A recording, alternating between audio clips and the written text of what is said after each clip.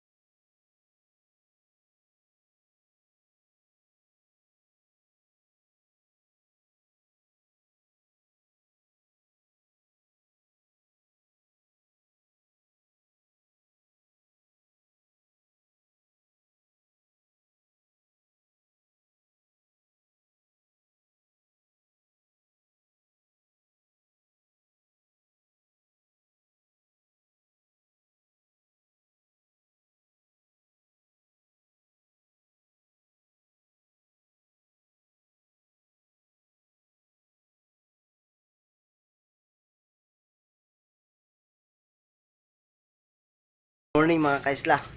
Naumagahan tayo sa pamamana natin. Kasi nga kumalma nung mga 12. Kaya ngayon alas 6 na. Yun. So yung ating huli mga kaisla, binintan nila misis. Kaya yung natira, ito na lang yung natira sa ating huli. Ito natin. Ayan. 4 na piraso na lang ang natira. Kasi nga binintan nila doon sa ano. So titignan natin mamaya kung ilang kilo yun. Hindi ko lang na-videohan na dinala doon kasi nga nalubat yung ating GoPro. Kaya mamaya tignan natin kung magkano ang binta. Para kahit pa paano meron din tayong kinita ngayong araw. Ayan na sila yung kasama nagbinta, si Kaisla Redel. Ayan. Nabinta niya na, Del? Opo. Yun. So ito na pala yung nabinta nila na napatimbang nila doon sa nagabili. Yan. Danggit. 3 kilo lang mga kaisla. Yan, 3 kilo times 40, 160. Yan. So kahit pa paano, mayroon tayong kinita. Kahit nagdamag, yung nga lang, lugi. Pero di bale, at least meron tayong kinita. 160. Ayan, 50, 100, 2, 4, 6, 8, 10. Ayan. 2, 4, 6, 8, 10. Ayan. So maraming salamat mga kaisla. So yung ating mga kido ay makakabili na ng champurado ngayong araw. So sige, magbili na kayo ng champurado doon. Kada. Bili na ng champurado. Bili ka ng champurado doon. Dali, para makakain kayo.